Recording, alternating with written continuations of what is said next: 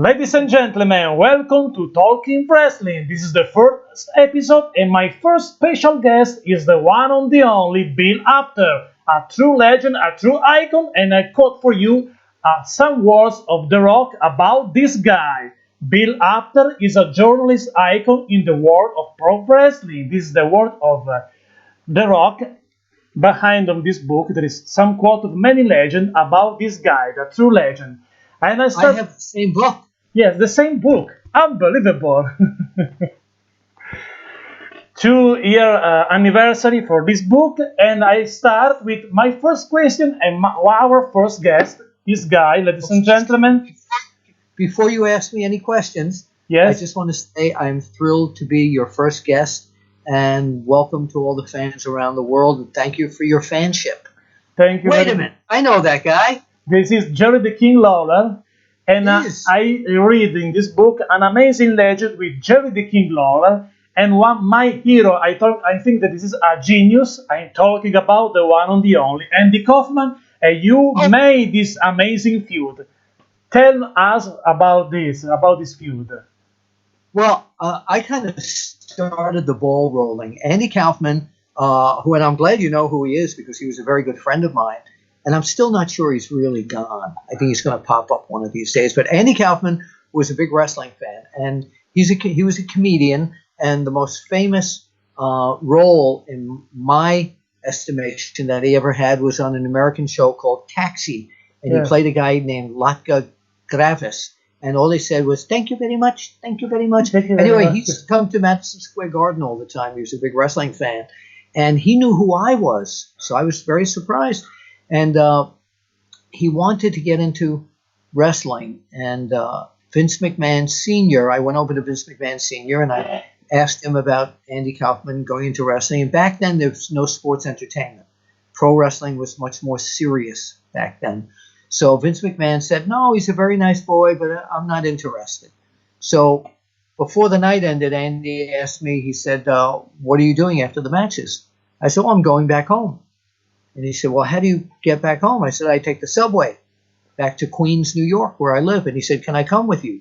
So here I am with one of the biggest stars in the world on a New York City subway station. Unbelievable. Yeah. So we went to my apartment, and all he wanted, and I was living with my roommate was a girl wrestler from Australia by the name of Susan Sexton. And he came into the apartment, and we talked wrestling for a while.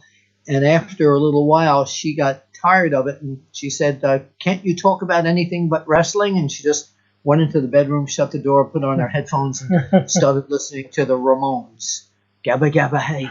So but he said to me, he's a big fan of Fred Blassie and Buddy Rogers. And I said, "You know what? I know a guy in Memphis, Tennessee by the name of Jerry Lawler." And he knew who Lawler was because he used to read the magazines I worked for. And he said, I said that, you do a great Elvis imitation. Yes, I remember. I remember also this moment in the film of Milos Forman, Man on the Moon. Yes. And there is this moment when Andy makes his transformation and become Elvis. Was amazing. Absolutely. He looks.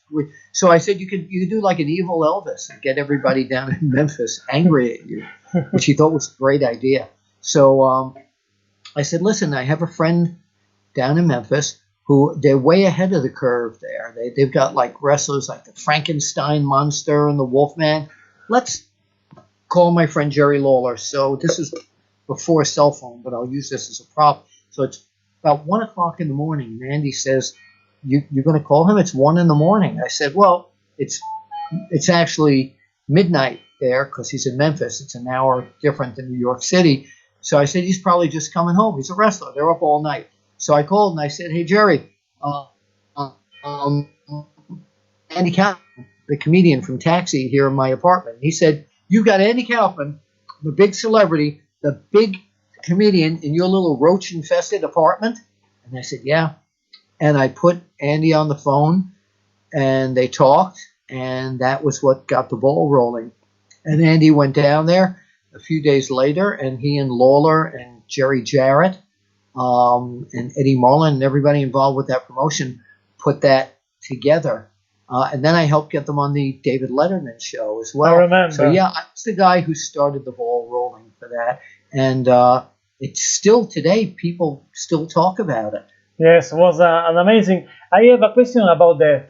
How is Andy Kaufman beyond the scene, beyond his character in the real life? Who is Andy Kaufman?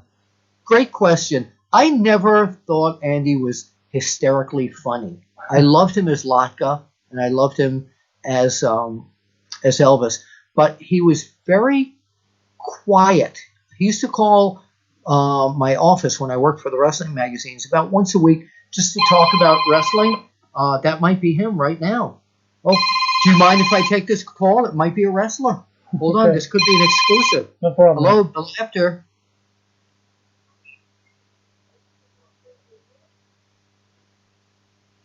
Pre-selected to receive a compliment. I won $1 million. I don't know if you get this in Italy, but we get calls on our cell phones about that. You've won a big prize. So I'm turning my cell phone off right now. So getting back to that. So Andy was very polite and very, very quiet.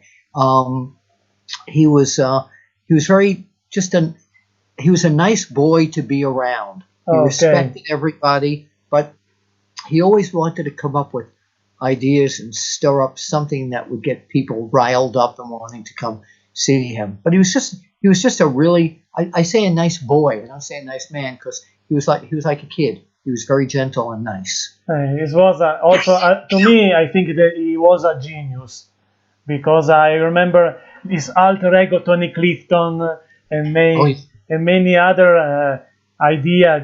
It was a genius to me, Andy Kaufman. But now, well, a lot of people consider him a comic genius. My comedy heroes were a little different. I liked Jerry Lewis. Jerry Lewis, yes, I know. Yeah, Jerry Lewis was my comedy hero there. To me, he was a genius because of the way not only but he starred in his own movies, he directed his own movies, he produced his own movies. To me, he was a genius. Andy was good. I enjoyed him, but it wasn't my style of comedy. Yes, it was amazing, Jerry Lewis. Also. Are you familiar with Jerry Lewis? I know I don't have a figure of Jerry Lewis, no, action figure of Jerry Lewis, no. But you have another. I'm going to let you know something before you take the king away. Bring the king back, because the same night that this king, Jerry Lawler, came to New York to be on the David Letterman show, I introduced him to Rodney Dangerfield, another American comedian whose tagline is, "We have no respect." So, King, we have a big history, so you can go back to the dressing room now. Yes, and we have another special guest. This guy is one of the largest men in the WWF history, 601 pounds, Haystacks Calhoun. Oh, yes, I knew Haystacks very well. If you go to YouTube, yes, and you put in Bill Apter interviews Haystacks Calhoun, there is an interview I did with him in the early 70s, I believe it is, an audio interview. Okay. With Haystacks. And also when the WWE was doing a DVD called True Giants, they gave me a list of people from me to talk about on the DVD, and out of everybody, I picked Haystacks. You have some story about Haystacks outside the ring? Yeah, when Haystacks used to go to, and he told me this many times, when he'd go to the airport to fly, and remember there were no jets back then, propeller planes, he used to have to buy 2 tickets, 2 seats, because he was so big, he was so wide, that he couldn't fit in one seat. So, and back then the promoters didn't pay the airfares for these guys or the hotels, so he had to pay double fare because of his size. He's the size of 2 guys. There is only one guy in the WWE that was larger than Haystacks, and was Yokozuna, because Yokozuna is near 650 pounds in the life. Yes, he was one that had trouble traveling and even getting comfortable in beds, like Andre the Giant. Yes. He used to just come off a normal-sized bed. But the WWE, back when it was the WWF, was, and that's when Haystacks was there, and WWF. Uh, they were the land of giants. They were. I love that. Yeah, Vince McMahon Sr. loved the big guys, and he would always bring in opponents for like Bruno Sammartino. I have to say that in Italian. Bruno Sammartino. Yes, right? From Okay, not bad. Pizzo Ferrato in Italy. Yes. Ferrato and Abruzzi. Yes. I do a lot of documents. So, but Vince McMahon loved giving Bruno and Pedro Morales the giants. So when I look at today, Braun Strowman would have been an incredible, or Brock Lesnar. I love Braun Strowman. Amazing Braun Strowman. Yeah. And now we talked about Bruno, and we have Bruno Sammartino also live right now. This is a custom figure of Bruno Sammartino. Yeah, now Bruno just celebrated his birthday a few days ago, depending upon when you're watching this. And Bruno was one of the first people I ever met when I started. Actually, it was years before I started my career. I was doing a radio show in New York, and I met Bruno, and I did an interview with him, and I said, you know what? I think I can take you. By take you means, knock him down. And he said to me, what, you can take me where? To the movies? To eat? So, yeah, he misunderstood that. But Bruno was one of the first guys to talk to me, pose for me, and also endorse me to the other wrestlers in the dressing room. And I'm very proud to say that he and I are still very dear friends. He's the most honest man in professional wrestling. He really is. He's just a great guy. Yes, he's a gentleman, Bruno Sammartino. Yes. A true gentleman. And yes, also, I understand they now have a statue of him in his hometown. Yes, a few in August on Pizzo Ferrato, the mayor of the little town made a statue dedicated to Bruno Sammartino in his birthplace. Yes. Bruno is amazing. I saw the photos of that. And so happy birthday, Bruno. Happy birthday, Bruno, from Alan Magnetti and the legendary Bill Apter. And now I give you another legend. The legend passes away a few weeks ago. The one and the only Bobby the Brain Heenan. Oh, I miss him so very much. Bobby, I met probably, in the early 70s. He was still wrestling back at that time. But the greatest times I had with Bobby the Brain Heenan was when he was managing Nick Bockwinkel, who was at that time the AWA, the American Wrestling Association World Champion. When you talk about a team that really clicked and was perfect together, yes, Bobby and Bockwinkel were an amazing chemistry between these two. And the amazing thing about Bobby Heenan was what you saw on the screen. He was the same guy when he wasn't on or in character. He was very funny, always had a lot of one-liners, and he was a very loving and good friend. And I miss him very much. Yes, I think he was a genius in the pro wrestling. I'm a big fan. I grew up with the WWF of the 80s. And remember Bobby the Brain Heenan, the Heenan family, this amazing stable with one of the best of all time, like Paul Hondorf. Monsoon, with Gorilla Monsoon, he was the broadcast team was so incredibly good. Yes, incredible. And I have also another custom figure about Gorilla Monsoon. By the way, I love how you do this. I've never seen anyone do this on any show. This is very, very, very unique. I'm very proud to be. Thank you very much, because I have a collection of over 200 action figures dedicated to the 70s, 80s, early 90s of the WWF and WWF. I have also a page on Facebook, My Wrestling Federation Hasbro. And this page I created every week a show with the legend. And this is Gorilla Monsoon, is a custom figure. When he's ring attire of the 70s when he was a wrestler. Have you some now, story? Who is that? Because I can't see him clearly. Well, I don't understand. Who is that? Gorilla Monsoon action figure. Oh, yes, there's Gorilla. Yes. Now, Gorilla. With the ring attire. Now I see him good. So when I was a child, when I was a kid, Gorilla Monsoon made his debut managed by a guy named Wild Red Berry. Oh, okay.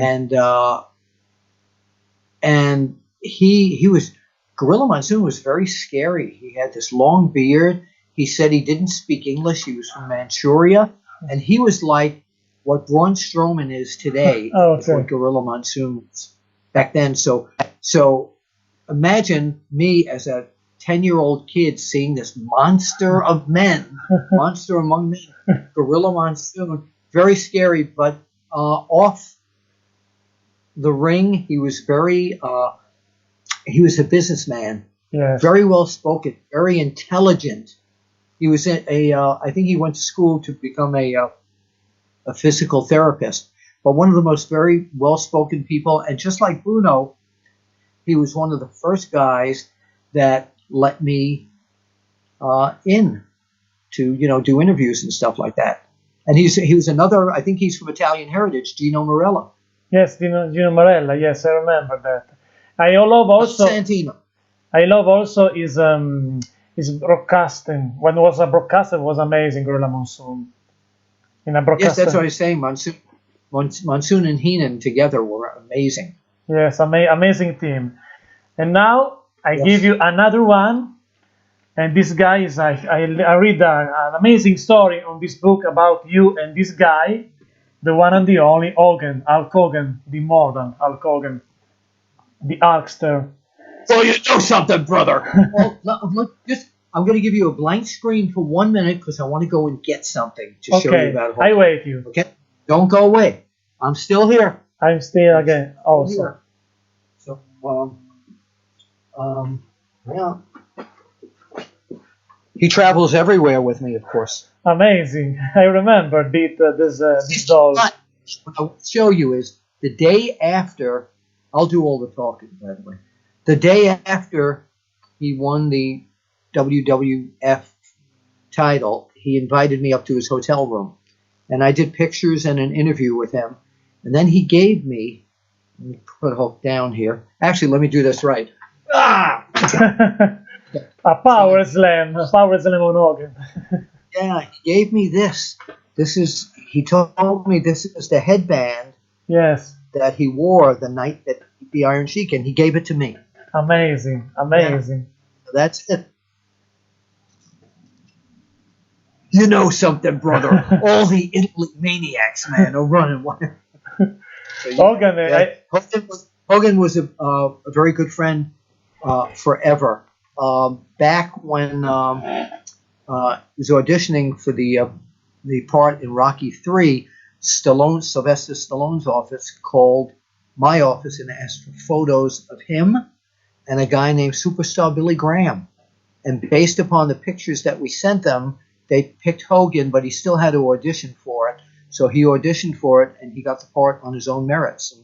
And, just a great guy. He's always been a good friend. A big guy, a gentle soul, really, really good guy. And also one of the most iconic wrestlers in WWE, in wrestling history, because everybody, also my mother, for example, know Hulk Hogan. My grandmother knows Hulk Hogan, for example, because he's a true icon, also in Italy.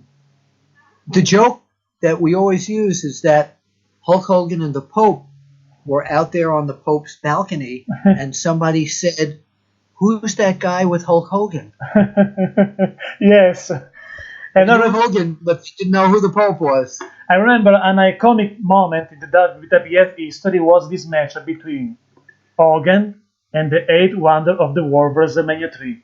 Oh, brother, we took the roof off the Silverdome, man. Yes. There was a big match when Hogan picked him up, and I mean, history was made there. It gave everybody in the world chills. And I asked Andre about that one time, and Andre said, "Well, boss, very tough match.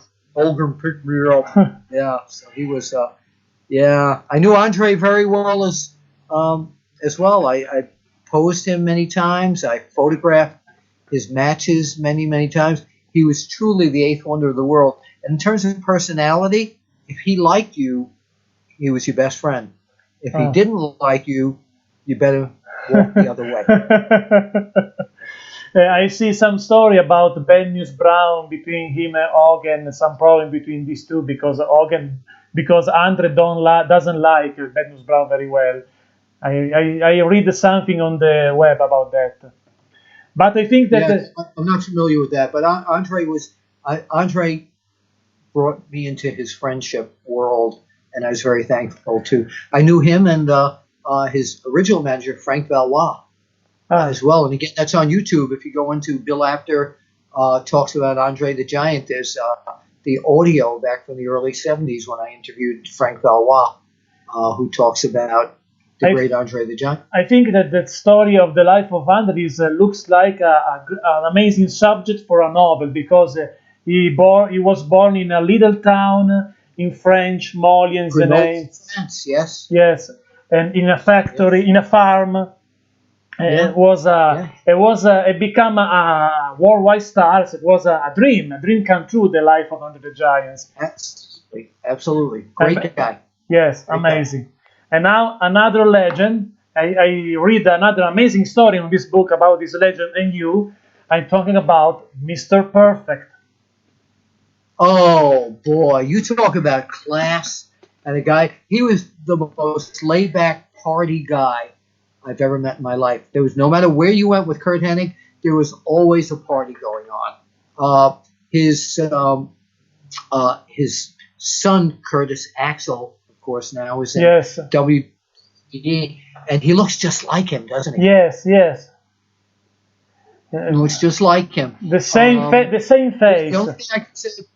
The only thing I can say about Kurt Hennig is he was perfect. Lost him much too young.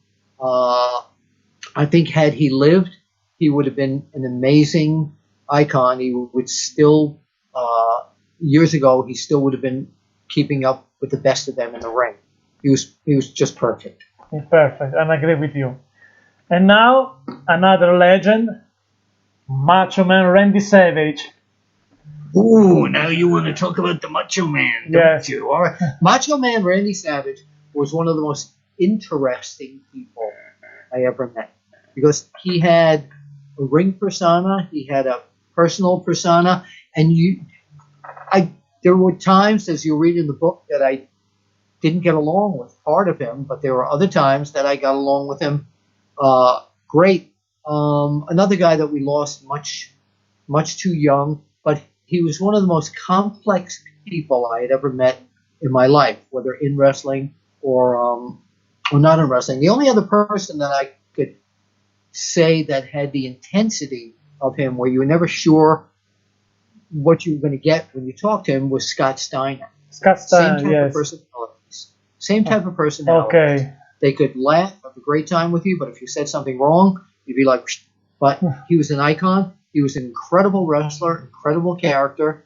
And before he died, several months before he died, he and I spoke, and we got along great, and I miss him very much. Yes, he's one of the greatest of all time. Big charisma, big colorful. And we talked about legends. He rises to the top of the list. Yes, and talking about legend, I have another one.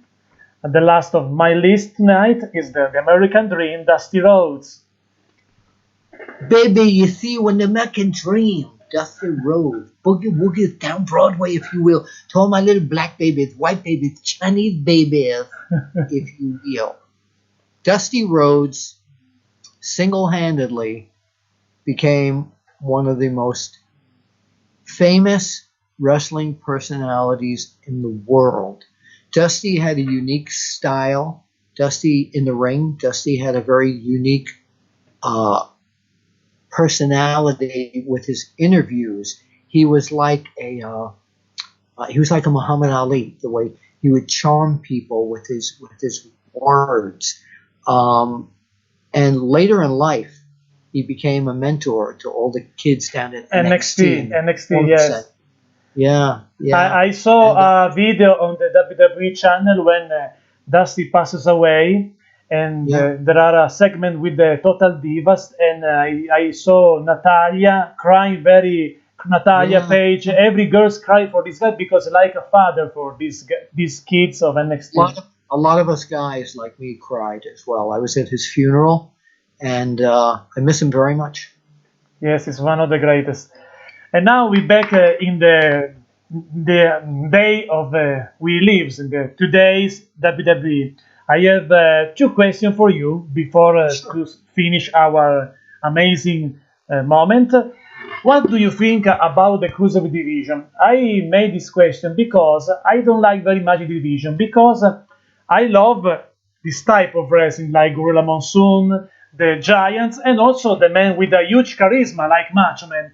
But I think that today the cruiser division deserve more charisma. And if today some people like Enzo Amore, Callisto, or Neville was a part before was a part of the main roster, and the WWE I think they put these guys in the cruiserweight division because the cruiserweight division is a little bit boring and the roster is without charisma. Very good athletes, but too much normal guy to me. But what do you think about that? About the Well, cruiserweight first of division? all, if you remember, WCW had a very active cruiserweight division, and a lot of the fans like that. The WWE, the best thing about them is that they have a variety of styles. They have the big guys, they have the cruiserweights, they have the women, they have a lot going on. So I think it's very healthy to showcase every different style because not everybody's going to like the same thing. If you saw 2 or 3 hours of wrestling that was all alike, you'd probably get bored too. I was a big fan of Neville. I was very upset when he wasn't champion anymore. I think the cruiserweights have their place on the WWE network. I think the cruiserweights can be showcased for one match on Raw and SmackDown. So, no, I think it's healthy to have it. I don't think they should do a lot of it because that would be overkill. I think the fans mainly when they're watching Raw and SmackDown want to see the Braun Strowmans and the Brock Lesnar's and the Big Show. the Big O's. But I like a little variety. I like a little of everything. So I think it's good. I think it's healthy. Okay. I have the last question. It's like a menu in a restaurant. Okay. You don't Different you type of foods. Yeah. Yes. Yes. I am agree with you about the idea, but I think that some guys like T.J. Perkins, for example, or T.J. Perkins is the main example to me that the type of wrestling that I don't like because it's too normal to me. He's good Right. athletes. You're used to entertainment. You're used to more sports entertainment. Yes. Yeah, the cruiserweights are more like what the NWA Jim Crockett promotions used to be Okay. like. Okay. That type of action. Okay, and the final question is for Bill Apter, who is the best WWE current superstars? Oh, see, it's hard for me to answer that because it changes every week. Yes.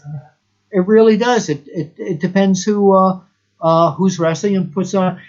I have to say, even though he's not there as much, but you have to give that to John Cena because he's got everything that makes up a WWE superstar. He's got ring skills. He's got mic skills. He has charisma.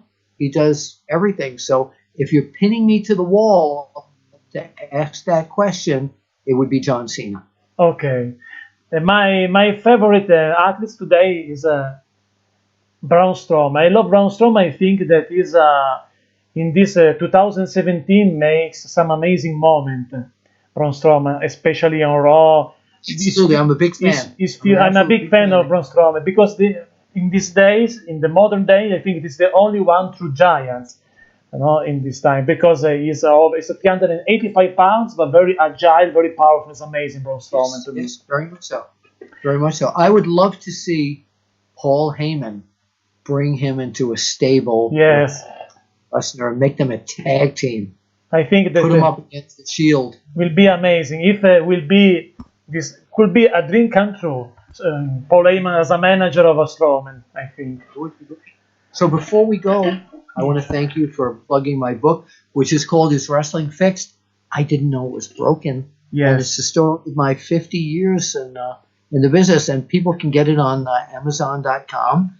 And also, if you could follow me on OneWrestling.com, that's the number one, not the word, Yes. And all the videos that we do is on OneWrestlingVideo.com. It's all on YouTube. Yes, And wanna I thank watch fans. many your videos. I watch. Well, thank you, and I want to thank the fans all over the world again for their fanship, because it's very flattering to me to know that people in your country, like you, know who I am and follow me, and I'm very flattered, and I'm so thrilled to be your first guest, and you have the most unique show I've done in years because of the characters, and when you put this up on your YouTube channel, I will take that link and put it out on all social media that I do. Thank you very much, and to me, I'm very happy because I love your big passion for wrestling. I think that you have the same passion when you start your work, because your passion is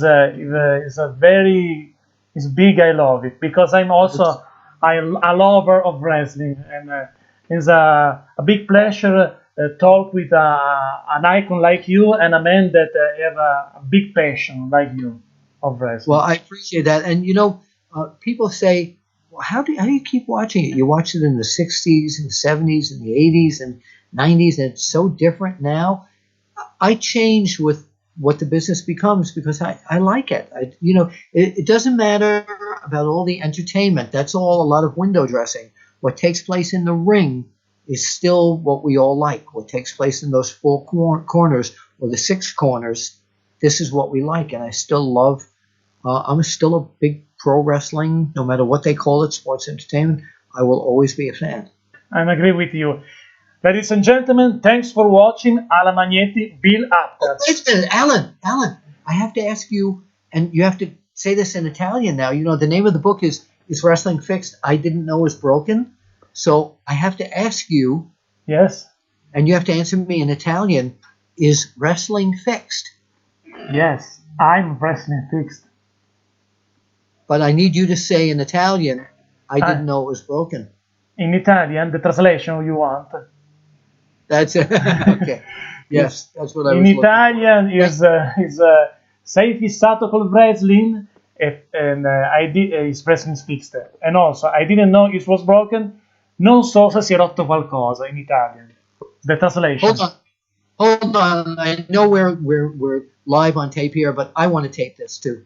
So, ladies and gentlemen, this is Alan. It was a pleasure to be on his first show, and he has my book.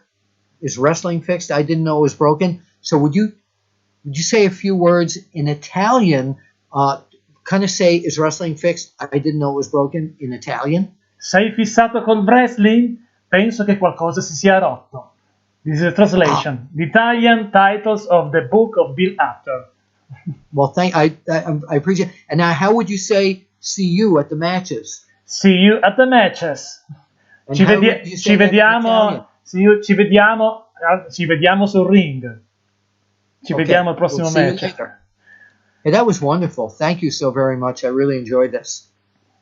You're very unique. I like. Thank you very much. And I like the thing with the action figures. I've never seen anyone do that before. I hope that continues this show because I wrote to Kamala by Facebook. He was interested to interview, but he hasn't Skype. This is a problem. The same thing. I tried to do that with him, and he doesn't. He's a lovely guy. I have to get going because I've had nothing to eat most of the day today because I've been at my day job and I'm getting hungry. Okay, me too. I'm gonna go out and have some pizza. I will make some pasta, Italian pasta. Spazzola. All right, my friend. Thank you. And